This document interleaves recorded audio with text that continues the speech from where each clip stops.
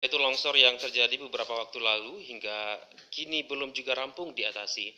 Minimnya alat berat membuat pemerintah Aceh Timur meminta agar pemerintah provinsi untuk ikut membantu penanganan longsor di Kabupaten Aceh Timur.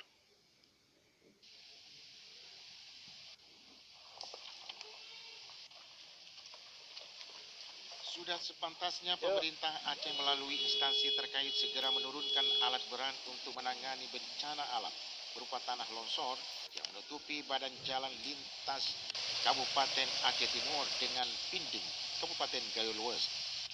Bupati Aceh Timur melalui Kepala BPBD Aceh Timur Syahrizal Fauzi mengatakan pemerintah Aceh diminta untuk segera menurunkan alat berat ke Aceh Timur untuk mengantisipasi longsor susulan mengingat cuaca saat ini sedikit kurang bersahabat. Hal ini penting mengingat jalan lintas provinsi itu rawan longsor setiap musim penghujan.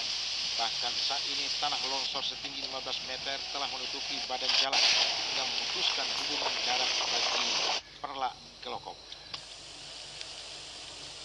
Pembersihan itu dilakukan untuk membantu masyarakat agar tidak terjebak dan sulit untuk dilaluinya.